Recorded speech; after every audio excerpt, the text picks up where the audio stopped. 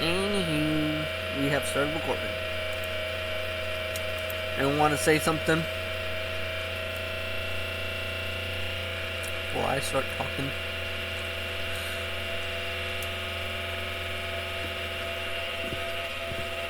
Other than the fucking laptop, which needs to stop screaming its head off.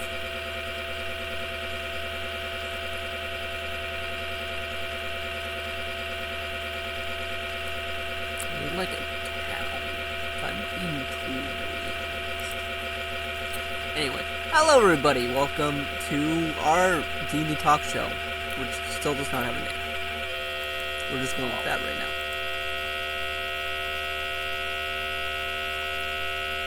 As for me, I need to bring up the map, because I forgot to bring up the map. You know what, why don't I just go to the other thing that has the map?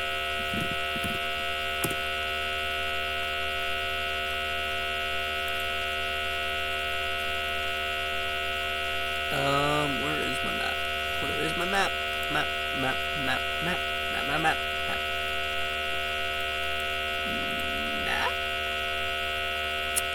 Yeah, you're a map. Okay. So we are going to be taking place in the unmarked Forest of Valo, which was moved from its original location. From some godly power.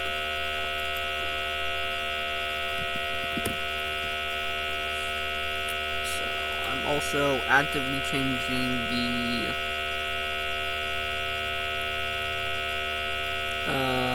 map up real quick to put... Can I just put a skull here, actually?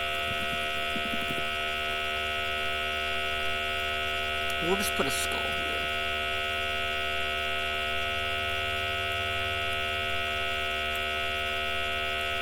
This whole area, this whole island, dead. Dead.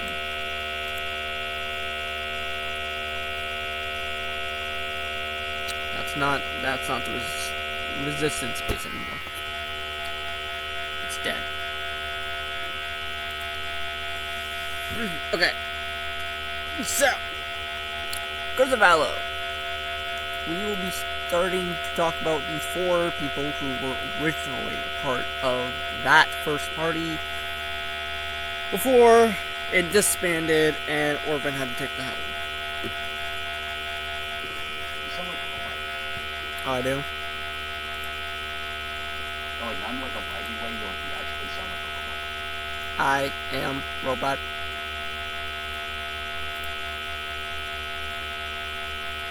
I love sounding like a robot. It's great. Alright. So we will be talking about Madani, Quinn.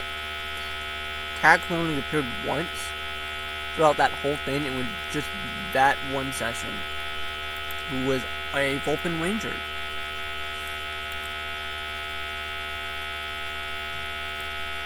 So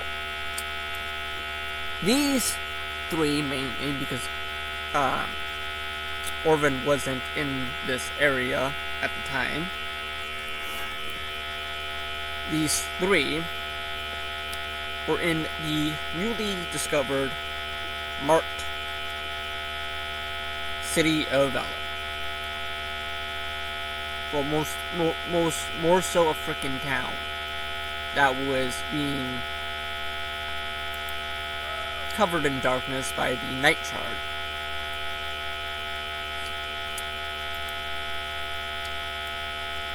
Madani just walked into town, just casually trying to figure out what was this cause of darkness, since before it was day when she walked into town.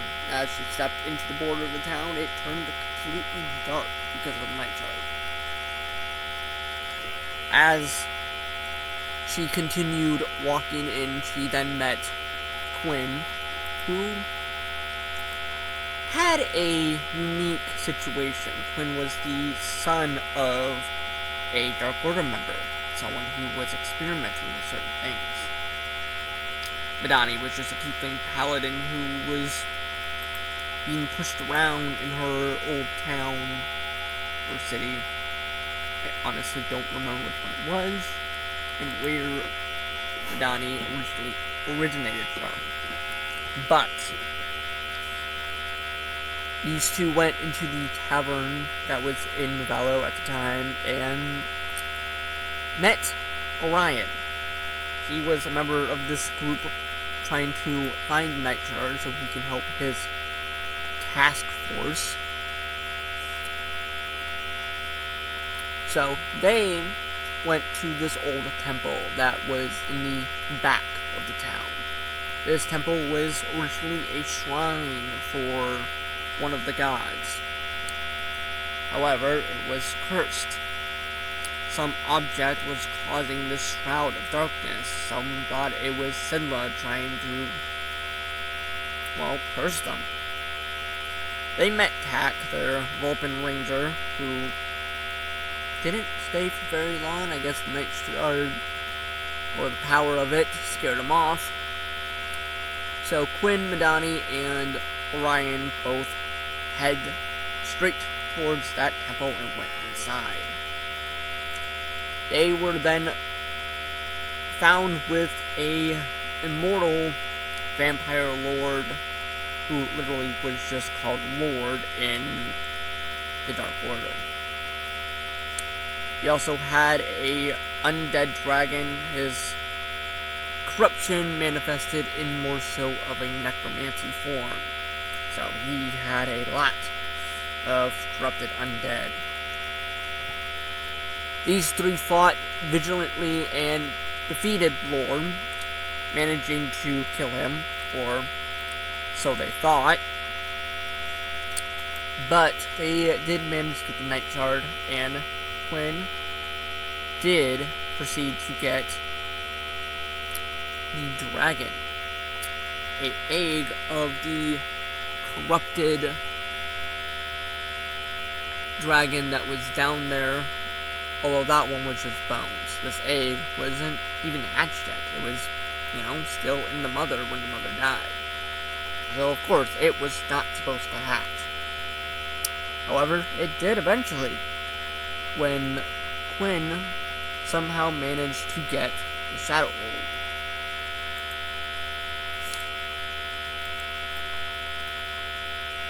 I have to keep going. Holy crap. It was also revealed at the time that the Night Shard was one of the shards of the Time Orb.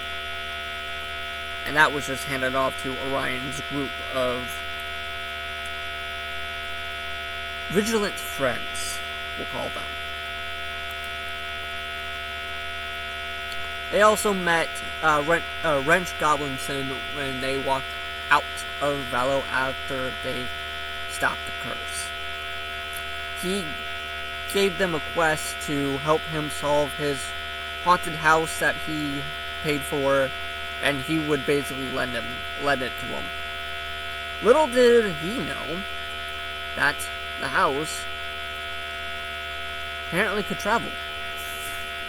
So after they figured out that the house wasn't haunted, it just had some kind of unnatural, or actually scientific feeling. It was just a shadow hold that was inside of the house, causing it to be haunted. So after Quinn grabbed that, the house started moving to different locations.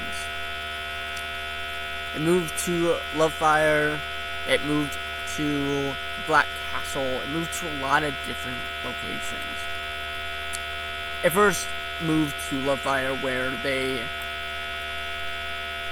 saw creatures fighting, they saw other things, they even met Orvin here. Orvin was having dreams of these people, a war, of darkness. Corruption was supposed to fall on the region. Alas, it almost did. Orvin was seeing possible futures, possible allies who could probably help stop the Leviathan from being reawoken. His corpse was taken from the place of rest where it was in. I am blanking. I hate them blinking. Place of rest where it was. Why am I going here? It's not here. It's right here. It's places of rest over in Azalar. It was moved to Namira and placed in hell, where it shall not be awoken, and it was guarded heavily.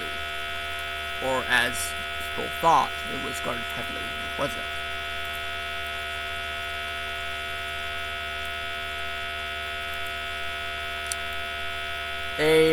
Also during this journey to find the chosen ones to stop the Leviathan, they met one of Orion's wives,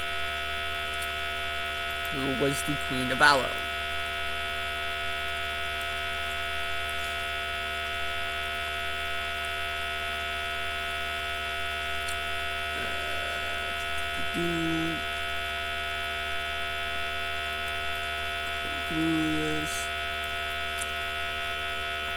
The Queen had them,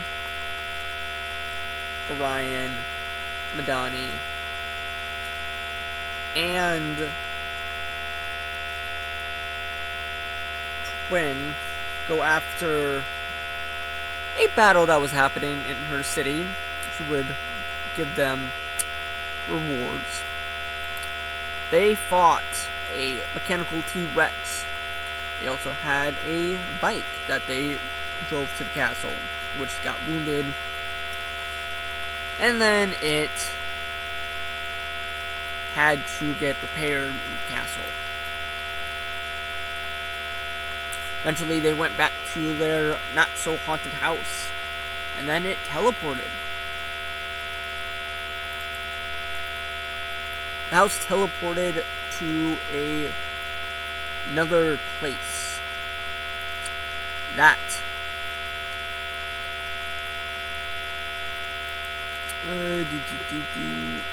trying to find words again. That was the place where they officially went with Orvin. They got teleported to the Black Castle. This is where they met a very sneaky, small friend of theirs, Neilbar, who was just trying to look for a quick buck, thinking he could steal something valuable in the Black Castle, but he was dreamt about being seen here. He was then recruited to join the party.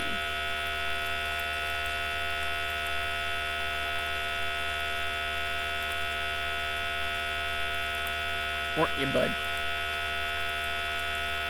Me? Yes, you. I mean, a little hard to, kind of hard to explain. I don't know, I'm not used to this stuff.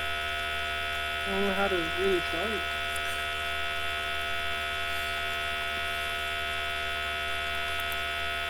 I mean, yeah, like you said, I mean, I was there trying, to make a quick buck as always, and I met this very I wouldn't call them lovely gang of people, or however you wanted to describe it. I'd call it a weird bunch, especially the Orvin one.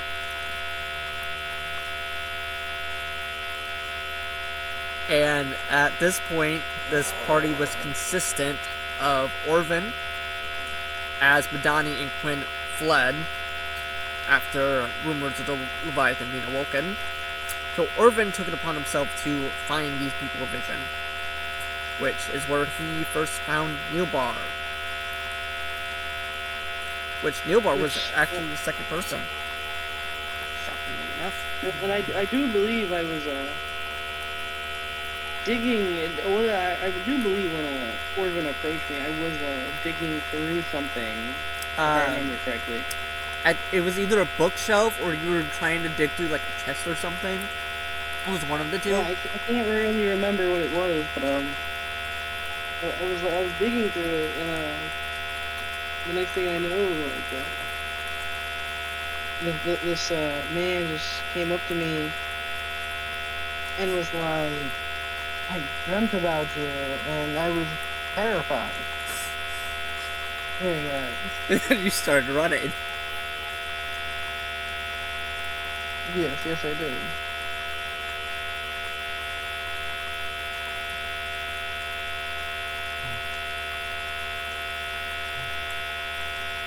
And then I think like Tommy spoke to me after that, and was like, that's not what he meant. He's like his visions of you. And I was like, oh, okay, that sounds pretty cool. And then I think I asked Orvin what he saw about me in these visions. I don't think he clarified that. I don't think Orvin ever did clarify. I think Orvin just said he just saw me in these visions, or well, he dreamt of me. That's what I remember. It's just he dreamt about very you, awkward. and you were just there fighting with them, and that's all I remember. Yeah, that's what I remember. Oh, and apparently I skipped the meeting of the rest of the crew. Oops. Yeah, that sounds like something you would do. I had it in my notes saying that you were next, and then apparently I'm like, wait a minute, no, Rakami was there with the others. Hold up. Yeah. So yeah, let me do this really quick. Let's backtrack a little bit. Hold up. Right, I remember now. So Orvin actually went to Namira and actually was met in a tavern with Morse Magone, Alora, an elven magic user. That was the team after Madani and Quinn left.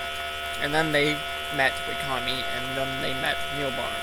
So, anyway, they were in this tavern. They then walked to the castle to, express the fear of the Leviathan being awoken. The castle was under attack by Dark Order members. So, the Shadowhold being in Alora's hand after choosing her, went ahead and showed them the path to hell. Without a artifact's access to get into hell, most of the team were left out. However, they smartly passed the book through the barrier and proceeded to go down. They did have some of the artifacts that Quinn and Madani grabbed, which was the Ring of Fire, the Cube of Ice, which they passed around to gain through the barrier that Orvin had, since he was now the owner of the house, since Madani and Quinn left. So as they approached down into this basement, they proceeded to be interrogated by a old Dark Order member and a possible god who had the rest of the artifacts. However, during this time, the Dark Order proceeded to breach said barrier. They broke it, causing the demons of hell to rise and defend the corpse of the Leviathan. Did not proceed well. Orvin took his team through the tunnels in hell that led to the other cities. As he did, they approached the Wind City. After coming through that cave, it collapsed. However, the Leviathan awoken, now destroying all of Namira and soon the world, as it traveled slowly through Avalon to gain more power. The team had one goal, was to make the ultimate weapon that could kill it. Orvin went straight to the floating city as they took one of the trains to it. This train completely not obeying the laws of gravity went through the sky, traveling at high speeds, taking its passengers to its destination. Orvin, not liking this situation, puked on the way there. Eventually, they did make it up there, and then they met Rikami as well as Night. Orvin had dreamt of Rikami, but not of Night, as he was an anomaly. But alas, he did join after being kept on watch. They then traveled through the sky using their airship, and thus they met death on the way. A dragon attacked the ship, attempting to get one of the artifacts from Night. However, that didn't go well. A Dark Order ship attacked said dragon and attacked their ship. This led to Death helping and giving Night the mark of death, meaning anywhere he was, Death would find him and still be able to claim him at any point on his journey. But he also gained access to use the site. They then eventually found themselves at the Black Castle, which they officially did meet Neobar. Orvin had dreamt of this small friend of theirs multiple times on the way. Eventually, this is where you head straight to the temple, I believe, which is where you would encounter the Shadow Bone.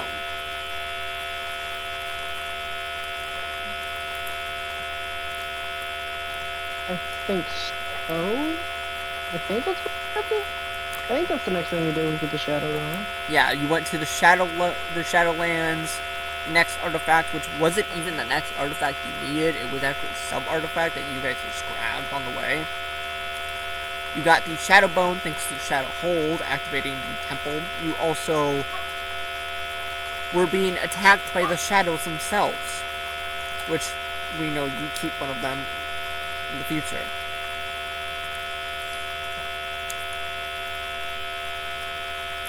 This also led to their ship being raided, some of their artifacts being taken. So, during this fight, they were basically, they had to figure out a way across this giant chasm. I think you were thinking about going down there or see what was down in the chasm, but you didn't want to actually risk dying. I think that's what you wanted to do. Yeah, I think that's exactly what happened, actually. And instead, you went with the rest of the team. If you did go down there, it was revealed later on that you would have gotten the Shadow Mech. Oh. Because remember, I did tell you during that one session, when you went back to get Jerry, that the Shadow Mech has always been down there, and if you did go down there during that exact session where you guys got the Shadow Bone, you would have gotten access to that. I honestly forgot about the Shadow Mech. I ain't seen it in a while. It's just been sitting on the ship for a minute, I think.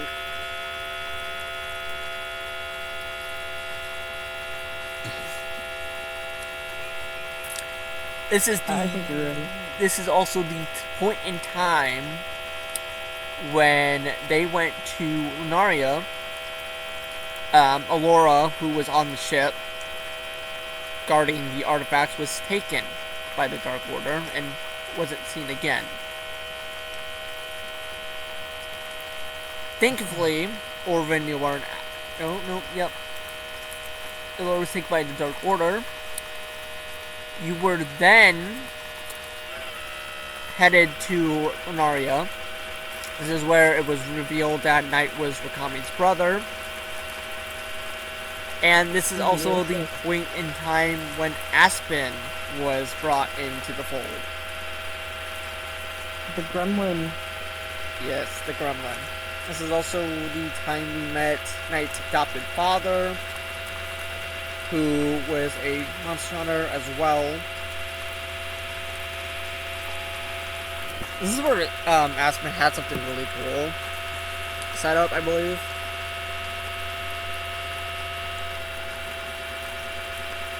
I stepped away for a second.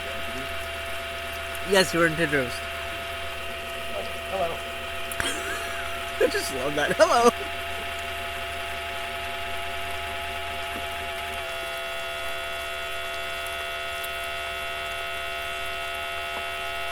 I think this is also the point where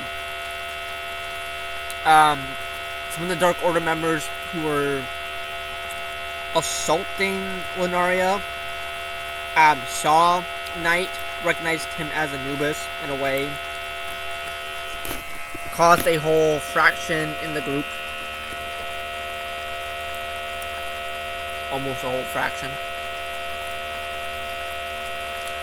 This is also, after you guys went to Lunaria, you then went to the Ocean City.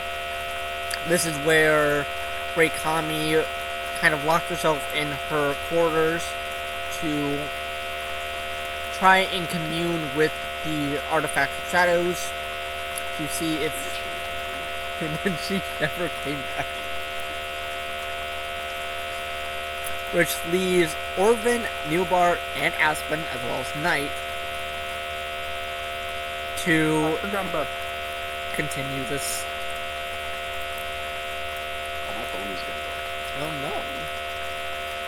I just realized I forgot about so many like other like I just remembered Drax. Remember Drax? The he was a combo to the Shadow artifacts. Oh, Drax, hold up. I know I have him up in here. Hold on.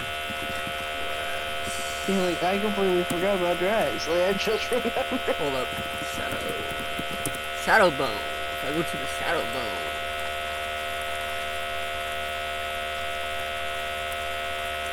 No, Drax is a fusion Titan.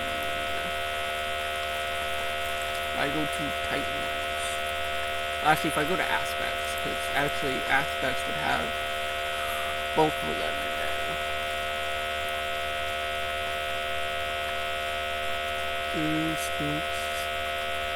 It's in the A's, it's literally on top. I'm just blind as fuck. Alright. Honestly, yeah, I forgot about Drags too for a half sec. I'm like, wait a minute. I know you have other Titans that you can command as well. That was disconnecting.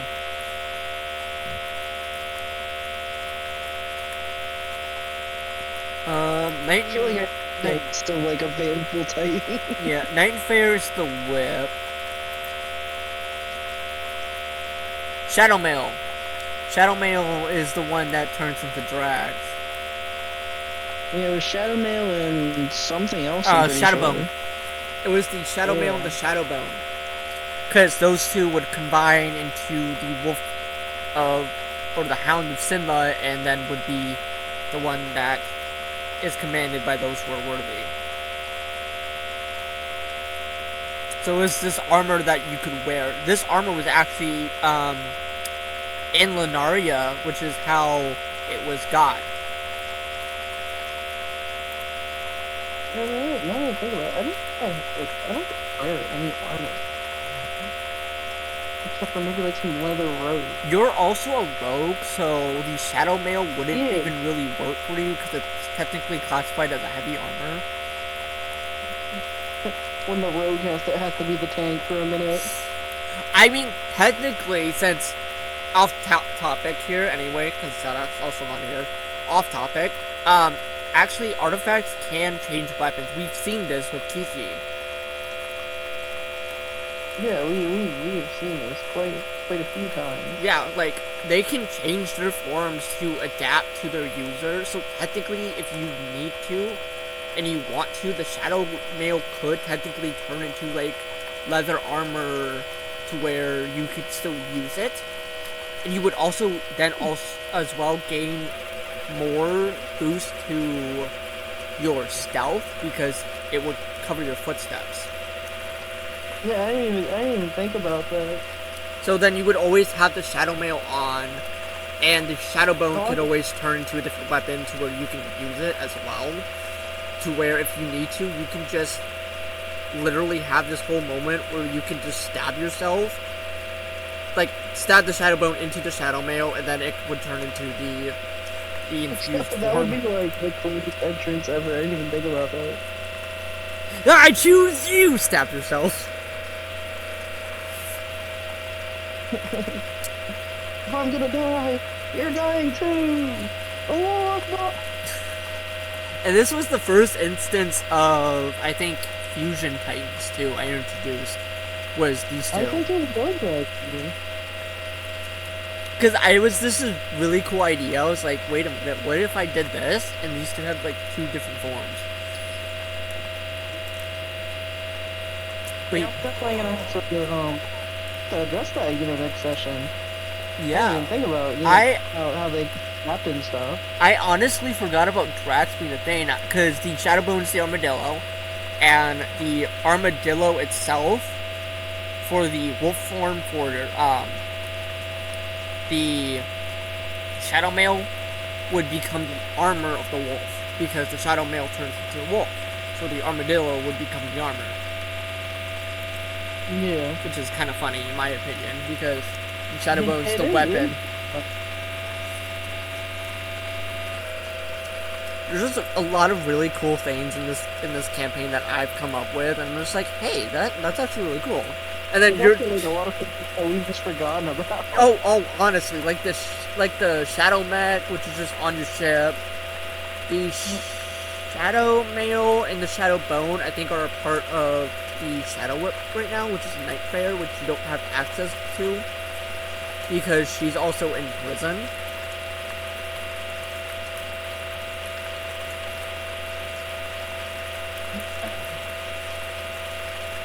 I think that's the only reason we forgot about her. What's up?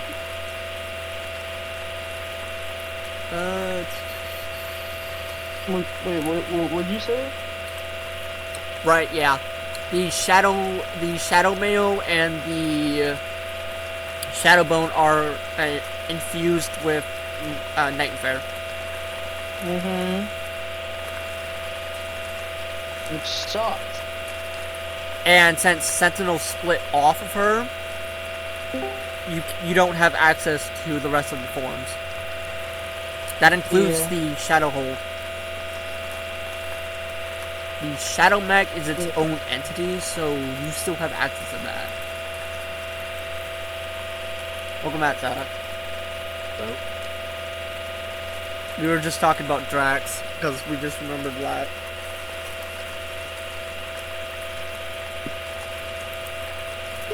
Eventually, you need to somehow get Night and Fair back from the cube.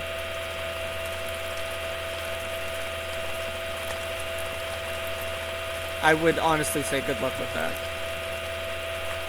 Good luck with which part? Getting Night and Fair back from the cube. Oh yeah, I know. Good and what? but you almost let her out, and then what? Wait. No. She was let out, and then something else. You threatened her, and she threatened you, and then she tried to act on it, and Cube was like, you ain't having this. Yeah. And she got taken for the second time. Because the first time she wanted to shoot you, second time she almost did. And she used Sentinel in Sentinel's weapon form.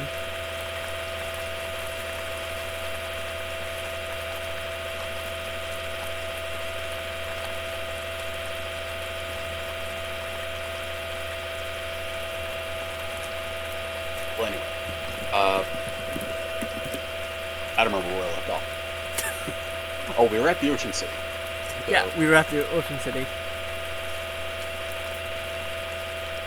So how far did you like what did I miss? We didn't actually go any further because you disconnected. Okay. So we were just talking about the Shadow Artifact for a minute. Alright. And that's perfectly fine because I realized that now that we're at the place where me and Nibor can actually speak, we can actually go into more detail. Yeah. Because for some reason we never like remember to put in the smally things.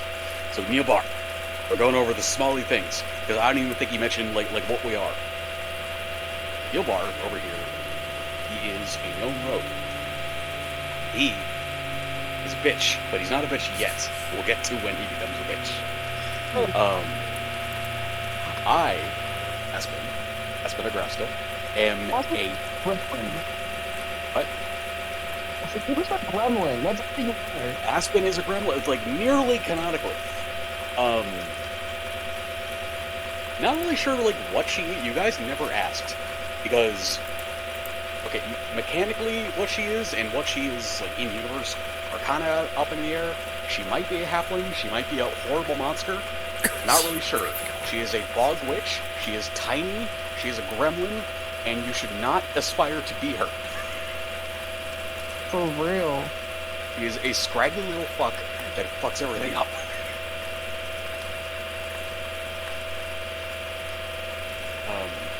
There's around a bunch of dead snakes, like just in a barrel. And I don't think anybody really like questioned it since you met up. Yeah. Anyway, with that out of the way. God damn. With that out of the way, you three with Knight and Orvin. I don't think Orvin was here for this one. Because he was also helping with the whole keeping Knight kind of stuck for a minute. Anyway, besides the point. The ship landed at the dock above the Ocean City, which is this giant, basically, bubble underneath the water.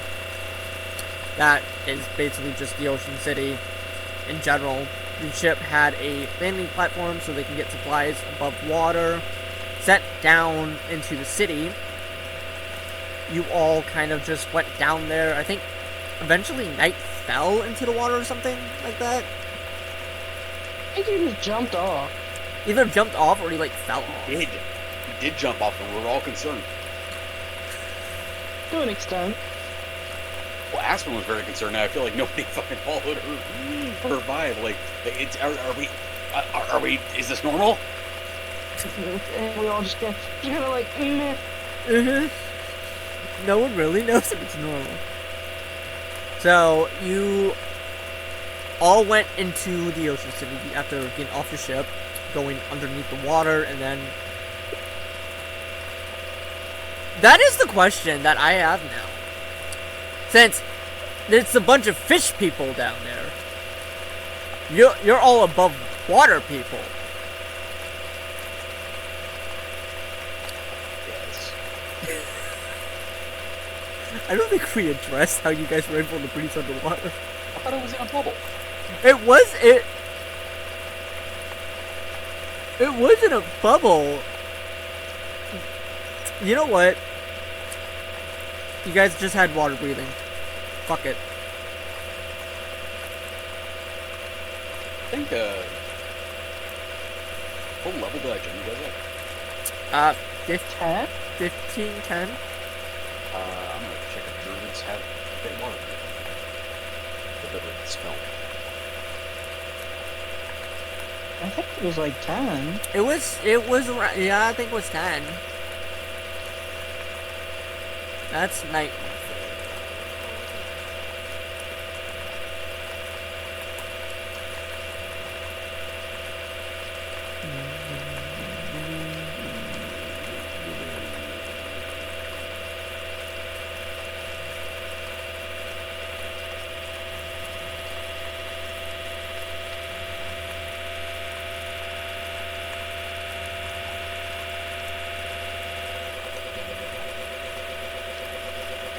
Well, that's gonna make a lot of things like not make a whole lot of sense.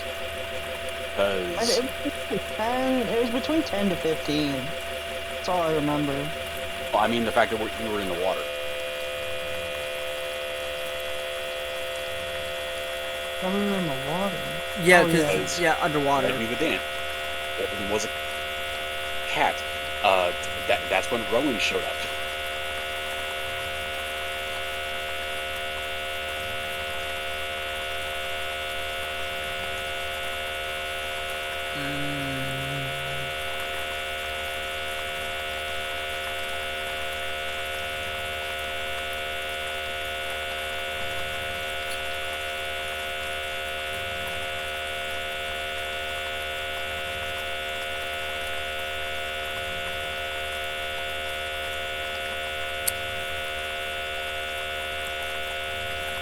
We're gonna toss this up as there was a water breathing generator or something like that. Anyway.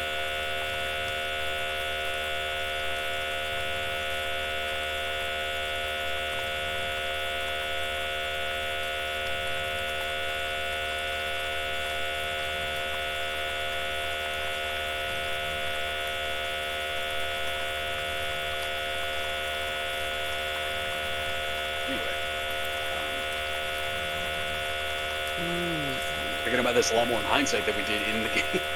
Yeah.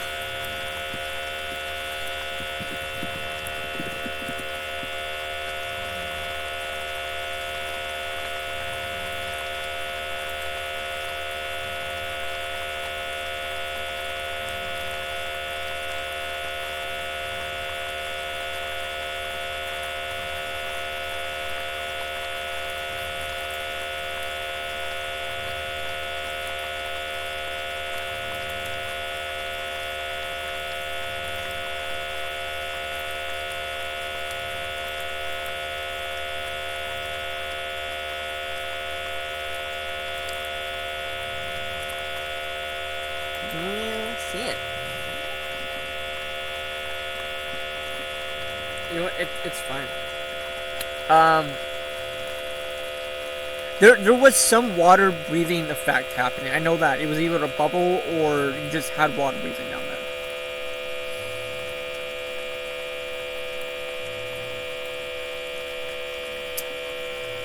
That's all I remember.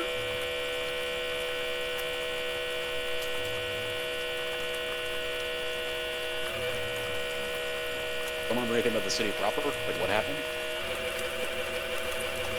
What's that up? You don't remember anything about the city proper? No, I'm saying I remember. I think I remember it was either a bubble, like you said, or there was some water breathing it's effect. fine. It's a fucking bubble. Let's go. It's a fucking bubble. I have a crisp, not a lot of time. So, you all traveled to the center where Mithras Castle was, or is. Not was, it's still there. This is where... No, you guys traveled to a tavern, met the fish guy, I think, who really does not like night. Eventually cut his head off and has him in a jar. I remember that. And he's just been stuck somewhere on your ship for the longest goddamn time. I'm not sure how he was able to survive that.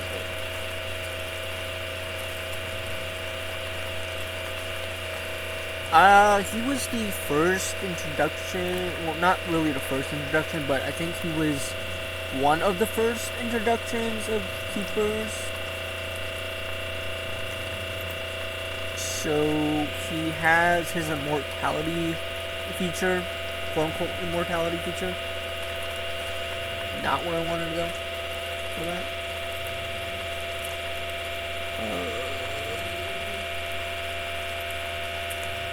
Anyway, you guys got his head.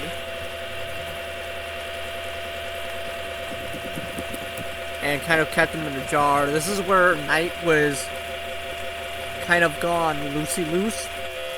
And this is where Anubis was trying to take over again. Yeah, and we saw all that. We were trying to get to where he was. But then...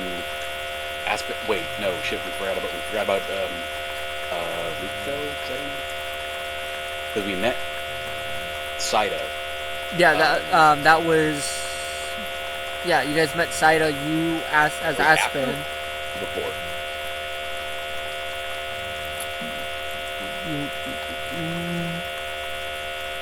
It was before, because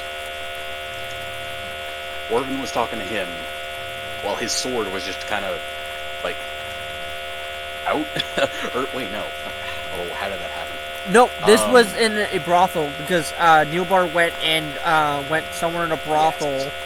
Neilbar went to talk to the boss of his guild, Seven Blades. Oh yeah, I remember. Who was... Yeah, so that's Blood Angel. And while that was happening, Orvin was talking to Saida. And then while that was happening, Saida's sword... okay, what was first? It became alive, or Aspen, like... dark? It was kind of like like the blade was kind of like wobbling towards you. It was alive. Okay. Then, Aspen became buddy-buddy with that. Went out, outside, because she didn't know what was happening. Did a little sword dance, and then got some money from onlookers. Basically did like a little street performance.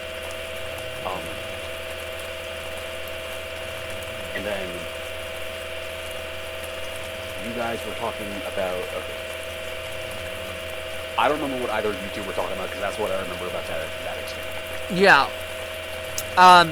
This is also when Neilbar met Sylph, and then this is then when you guys went up to the castle, and then a bunch of bounty hunters were coming after you guys, were being acquaintances with Knight. Then Fish Guy got his head cut off. Orvin, Aspen, and Neilbar both had to do something. I don't remember who was in his mind and seeing all the bullshit that was happening. But then this is when Aspen needed to use Friendship Cleaver. Orvin was the one who was in his mind, and then this was the first use of the Friendship Cleaver. Yeah. So, in my starting equipment, I just had a cleaver, I had a dagger that I didn't really do anything with. And I asked Dark hey, can I just flavor this as a cleaver because I cut off a lot of snake heads? And he's like, yeah, sure, whatever. And I had no reason to use it until now. As I'm a druid, I was spellcasting. At this point, I'm like, I have the perfect solution, because we found out that Anubis, who was taken overnight, was in his arm. In his arm. So I cut off his arm, and then that fixed it. The reason why the Friendship Cleaver worked is because there was the gem that was in his arm that was embedded. So you severed the connection, which caused that whole corruption to stop. So Anubis was basically cut from the hand, or from the arm, and you basically kept it. Yeah. Also, we call it the Friendship Cleaver because I have never used it against anyone but an ally. True story. Yes, and after that whole I think I DM'd it to Dark, so nobody knew where it went. Aspen pocketed the arm, and then later reanimated it as a zombie. Think of basically Thane, but as a whole ass arm with a hand. The full arm, basically. Yeah.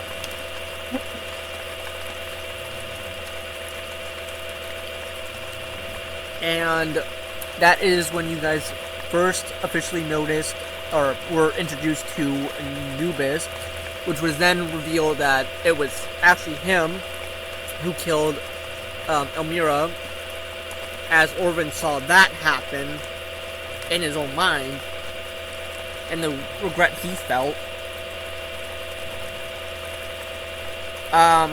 This is also when you guys went to, well, not really went, you got abducted into the spaceship, and this is when Knight had to solo fight the god of space, because your destination was Earthbound.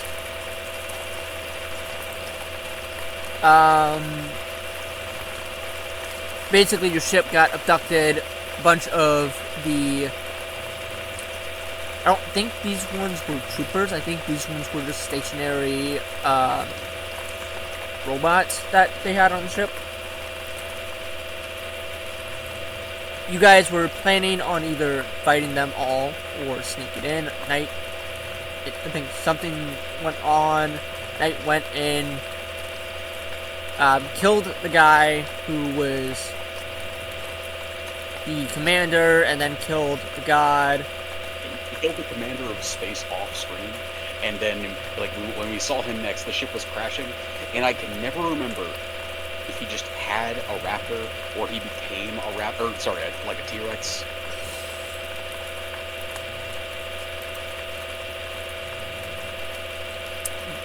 How did that go? I honestly will admit I don't remember that at all. Hold up.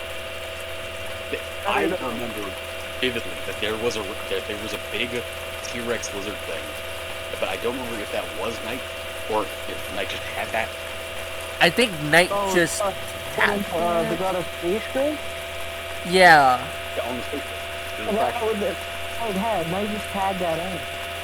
Okay, so that was... And then we got the whole Pokemon. I want a Pokemon! Okay, that was the totem then. That he had. I honestly forgot he had that.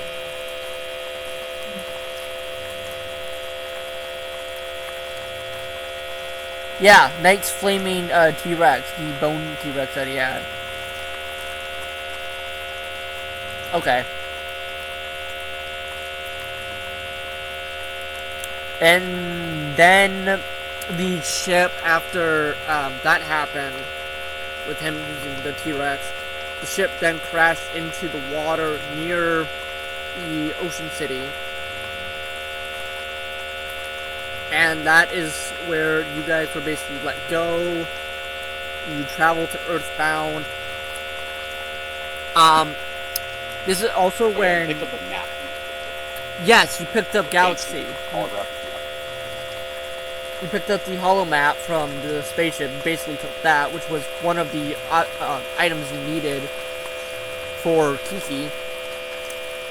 You then went to Earthbound to get the staff. At this time, you also became public enemy number 1 after taking the staff.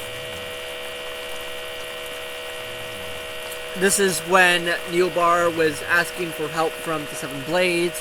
Knight met a fellow member of his group of ancient members of his guild, who wasn't even a member of this guild, just someone who left it, and said something to him. You guys got the staff. This is also when you guys, I think this is when One-Eyed Croc was with you guys, the Child Eater. Yes. You guys used him. He would say, I remember him being like, I don't want to be an enemy anymore. And then I think he also died in that same session. Someone. Yeah, because fucking Ashlyn ate him. Yes.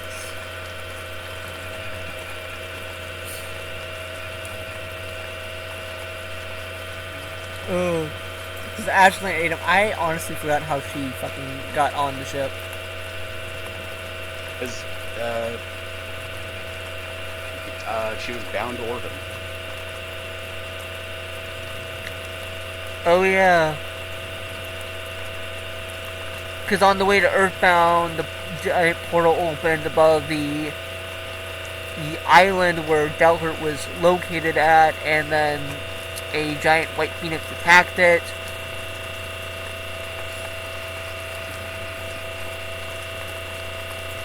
And then you guys officially got the staff.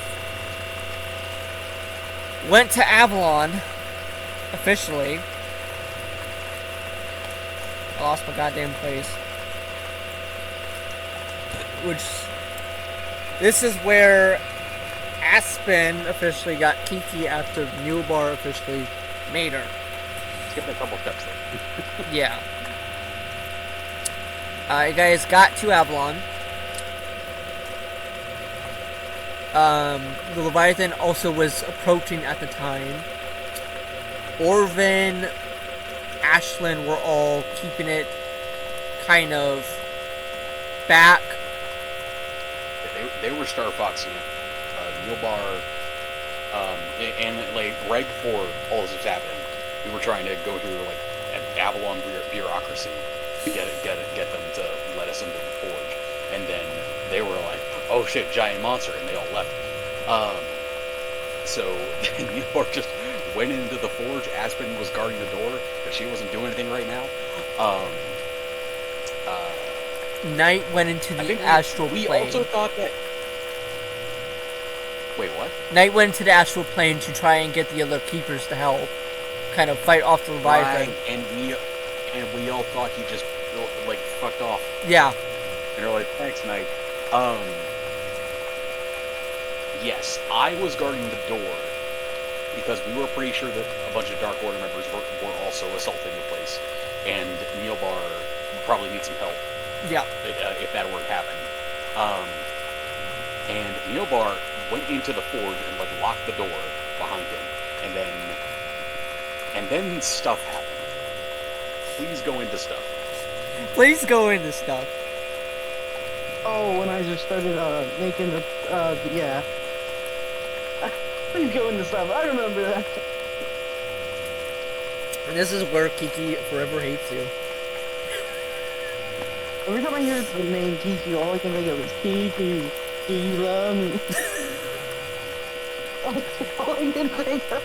Anyway, you were in basically the astral forge, the first one that you actually saw. Oh no, technically it was second, because you guys also... Nope, you didn't go into the basement yet. For resistance. No, did you? No, no. That's later, never mind. Yeah, this would be the first one. This would be the first astral forge you saw, and you basically made your first weapon, technically first weapon out of it. You basically, from what I remember, you put all of the Generation 1 artifacts in the forge, which they all had basically memories of Kiki locked in them. And it wouldn't destroy them, it would just siphon the memories from it. So you basically stuck all these in there, and you basically made Kiki. As this was happening, Aspen was fighting for Aspen's life outside, telling you to hurry up. Was I? Yeah, you were literally telling right. Aspen to hurry up. I was telling Neilbar to hurry up.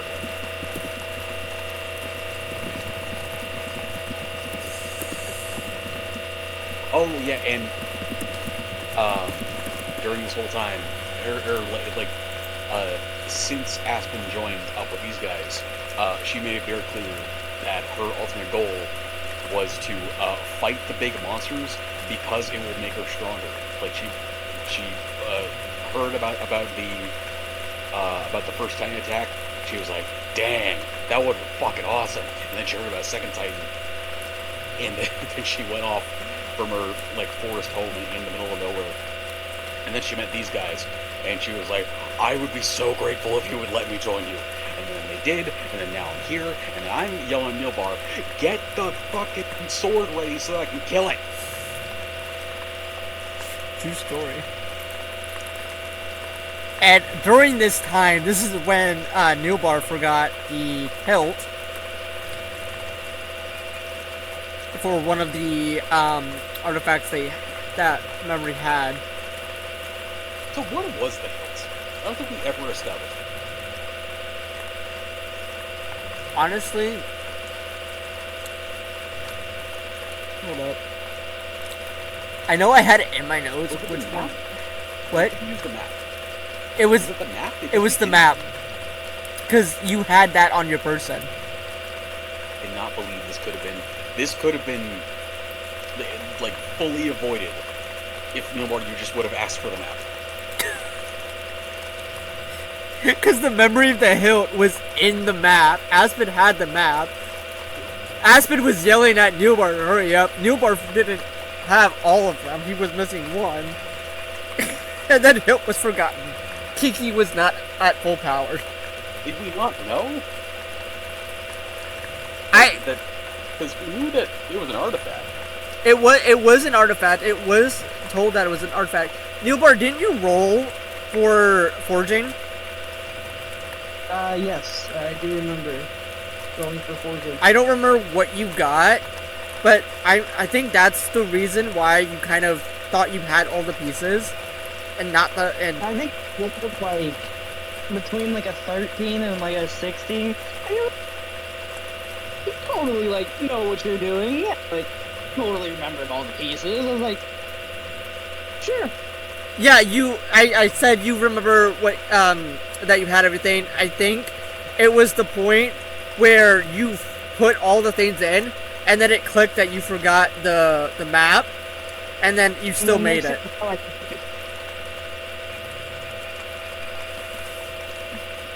I think I got it all together. Wait a minute, I think I'm getting, and then I just go away. And then you just got yoinked because you got portaled. Aspen looked in the room, noticed that you were gone, but the sword was there, grabbed Kiki, and then you had your solo adventure in the...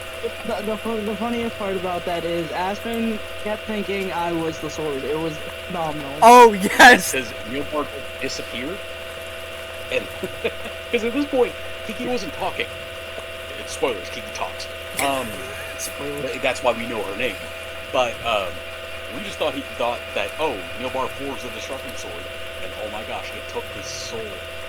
That was the final piece. And then Aspen was like, "Don't worry, buddy." Where are you in this? Are you in the sword? Don't worry, I'll take care of you. And then there was one sentence back was, "Who's this Neilbar?" And you're just like, "Oh no, you forgot your." Wait, what? You don't remember that? I remember that slightly. No, who said that? So you asked Kiki, which we didn't know at the time. Right. Like, Okay, so you did sword. Okay. And they're like, "Who is this Neilbar?" And you're like, "Oh no, you've lost your memory. Don't worry, we'll get it back." Yeah. So, no, I remember the exact cadence of how I said it. I said that Aspen like picked up the sword. It was a little heavy, but then it's also a shape-changing sword, so that's convenient.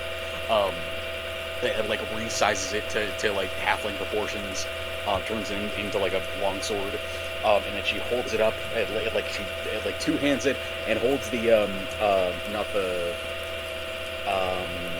like the handguard area, holds it up to her ear, and then she's like,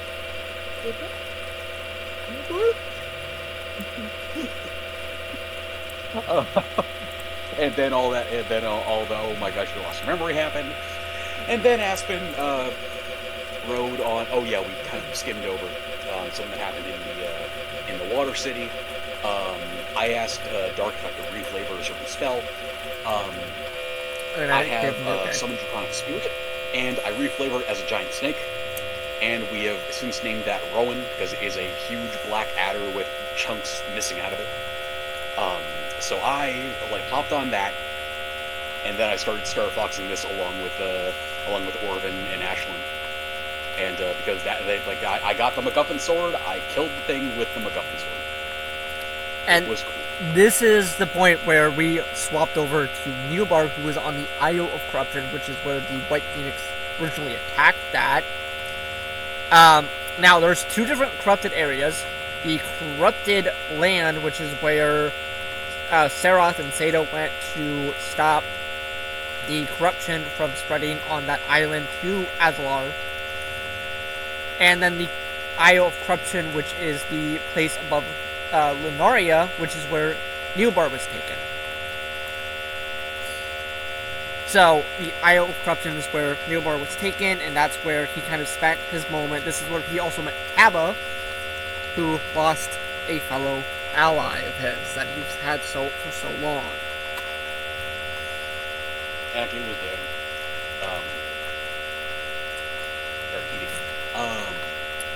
Abba then loses his faith in these guys. Like, oh man, these guys kind of suck. And Neilbar talks with him. He's like, yeah, you're cool. This is also the time. Neilbar, this is also the time where you got your 3 totems because you took those. Yeah, I do remember that. I get to pick my totems and first one, I think my first one was Shredder. You had the turtle, you had the wolf, you had the T-Rex. You also had the fire rat from the ship when you were trying to forge stuff originally. Oh yeah, because it like leaped into the forge. Yeah, it like literally leaped into the forge, and then it basically turned itself into a fire thing as you were tossed the totem. So it basically just, yeah, it killed itself but turned into a fire rat.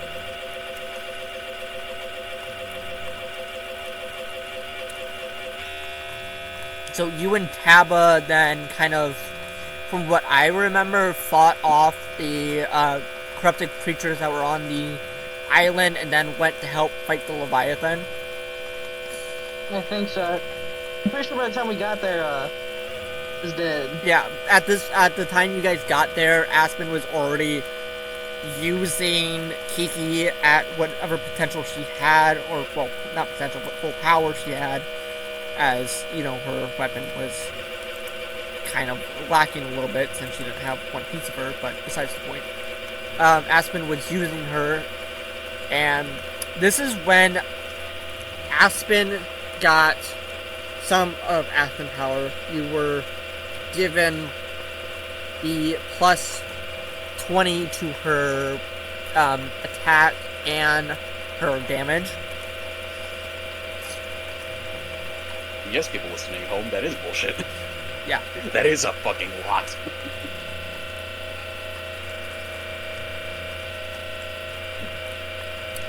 It wasn't revealed that she had her Titan form, though. It was just her as a weapon and then her just speaking. That's about it.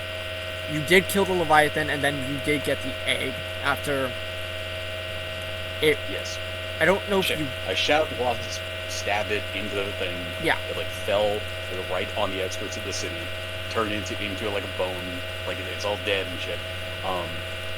I really wanted to try and resurrect that because I knew Dark might have let me, but instead, she found an egg just like in the remnants of the thing, like after all like the flesh sloughed off.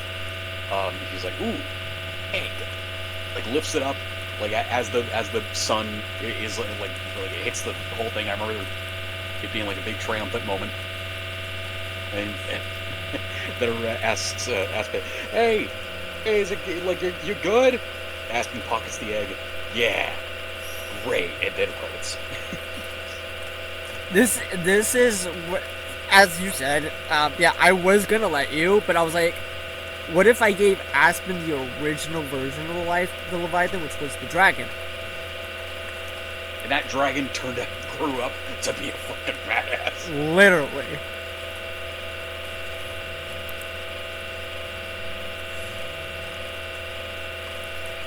But yeah, because originally the Leviathan was a dragon that was corrupted into the Leviathan. Which is how the Leviathan became a thing in the first place. Zadak, how much longer do you have? I got, 1 second.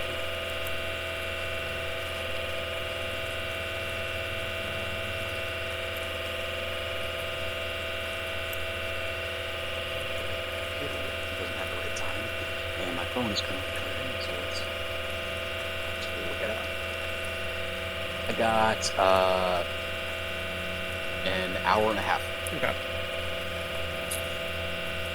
Because we can do the rest of this later, because I know there's a lot in that one. Especially if we're gonna try and recap, like, everything that you guys did downwards. Yeah, it took a while the first time.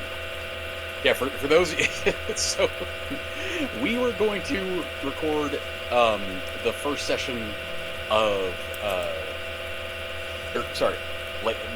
we the first time we were going to record the first session. The first time we were going to record a session with Aspen and Neilbar. We figured hey, we have so much that like nobody's gonna understand. It's like even now, I don't think they're gonna fully understand, but whatever, it'll help. So we decided, like during that session, that we would do a recap instead, and then we lost the recording. Yeah, because the laptop turned off because I was trying to move it to the garage, and it turned off in the middle of it as I was trying to move it. And So we already have an idea of how long this is going to take. Yeah. Yeah. And if we continue onward, downwards, it would probably take a lot longer, and Zadok doesn't have enough time for that at the moment. Also, before end credits did roll, Orvin was saying to Ashlyn that she wasn't his slave and all that, but she was bound to him in a sense that she could use her divine power. This is also when he left. He also was able to rid her of the bond between them, so she was set free. Also, when we mentioned that Rakami just never came out of the meditation room, it's because that's when she left. That's when her player left. That's when her player left, and she basically just sat there. At this point in time, after the events of this chapter ended, Knight did take her home, back to Lunaria. He then became a knight in Lunaria. He got his arm replaced with a mechanical one from Neobar, and he kind of just did stuff there for a while.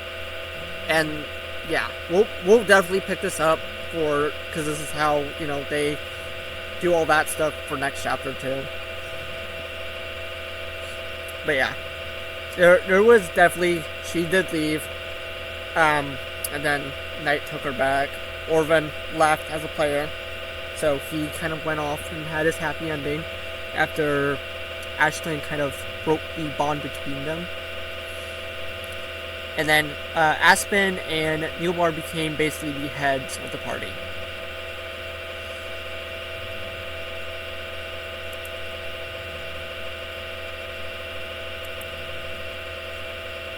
Yeah, it's like Return of the King, where like the small people are the real important ones.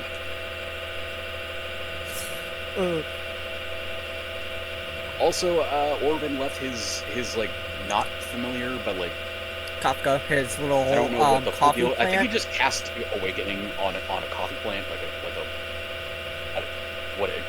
we have his pet named Kafka. It was like a little bush that produces coffee beans. I always thought it was like a little plant that had a pot as a diaper, pretty much, and it just had coffee beans grow on it and just kind of picks it off and then makes coffee with it. That's what I thought of it. So it's got its legs kind of like coming out of the pot, but yeah, I don't. Oh, okay. It took me like a hot second to realize you were talking about like Petey Piranha, like something like that. Okay. Yeah. Okay. That's how I thought of it, because I don't think he kind of described how Kafka looked. If he did, I honestly forgot. I just thought it was like a shrub that just like wandered around like a tumbleweed. Honestly, me imagining Aspen dual wielding Kiki and Riko, honestly, that would have been probably your best like combat situation. Just dual wielding both of those and just doing. Didn't that happen? It did happen, but you didn't keep her. Yeah, because it was Silas. Yep.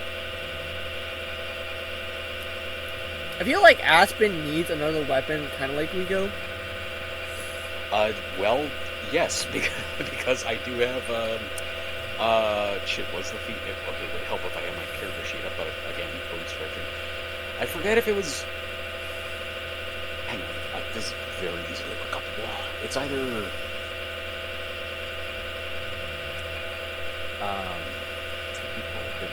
they're defensive duelist or dual wielder, but I don't think I have dual wielder, or maybe I do, because I also have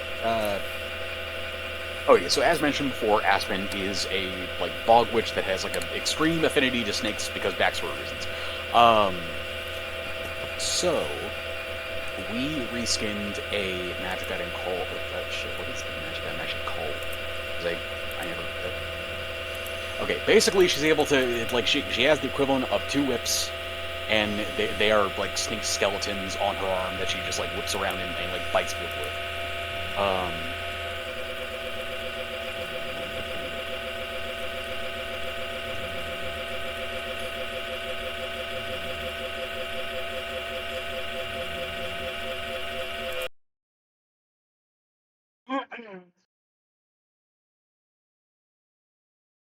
A character can add their armor efficiency as a reaction, but that's not it.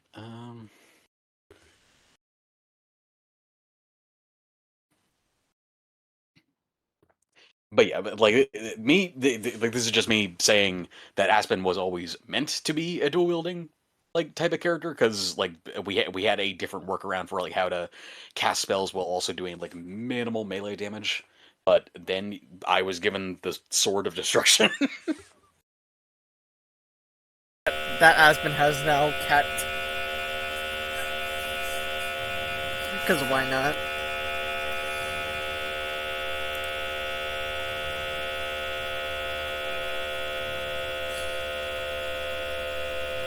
Honestly, you and Kiki have become great friends so far.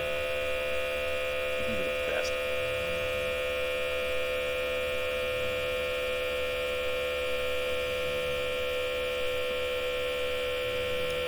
For Neil Bar. Yeah, Neil Bar's weapons are not nearly as friendly.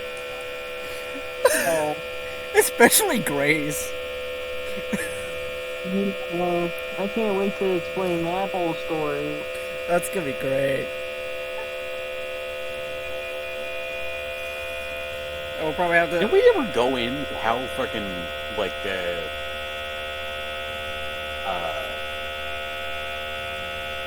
how whack fuck oh gosh, what was his name? The original the guy. The original guys? Like the guy. The protagonist man. I keep wanting to say Sarah because it wasn't like that far off from his name. Sirix? Or are we talking about someone else? Oh, the guy. Like the one guy. In part 1. Big Man McTeleport. Like we said his name in the old, like the last video. Sirix.